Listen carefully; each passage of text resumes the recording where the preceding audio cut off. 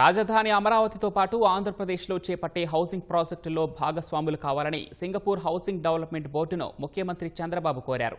Singapore housing development board, Singapore urban redevelopment authority, Singapore corporation enterprise సహా ప్రపంచ bank అధికారులతో CM బృందం సమావేశమైంది. 250 ఎకరాల్లో 10,000 కుటుంబాలు నివాసం ఉండే బిడదారి ఎస్టేట్లో 2 గంటల పాటు కాలినడకన పర్యటించిన ముఖ్యమంత్రి హౌసింగ్ ప్రాజెక్టు విశిష్టతలను నిశితంగా పరిశీలించారు. పట్టణ నగర ప్రాంతాల్లో అందుబాటు ధరలో నాణ్యమైన నివాస గృహాల నిర్మాణంపై చర్చించారు.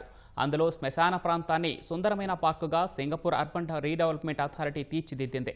చెట్లు తొలగించకుండా, సహజ నీటి వనరులు దెబ్బతినకుండా నిర్మాణాలు చేపట్టిన విధానాన్ని సింగపూర్ అధికారులు ముఖ్యమంత్రి బృందానికి వివరించారు.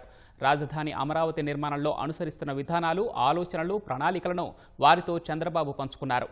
అమరావతి కొత్త ఆలోచనలతో, ఆధునిక వసతులతో నిర్మాణమవుతున్న నూతన నగరంగా అభివర్ణించిన చంద్రబాబు ఉత్తమ విధానాలు, అనుభవాల కలయికతో రాజధానిని నిర్మిస్తున్నట్లు వివరించారు.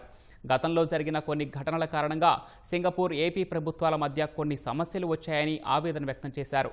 ఏపీలో చేపట్టనున్న అర్బన్ హౌసింగ్ ప్రాజెక్టులో సింగపూర్ సహకారంపై చర్చించారు. పర్యావరణ అనుకూలతలతో బిడదారి ప్రాజెక్టును రూపొందించిన విధానం చాలా గొప్పగా ఉందని చంద్రబాబు అభివర్ణించారు.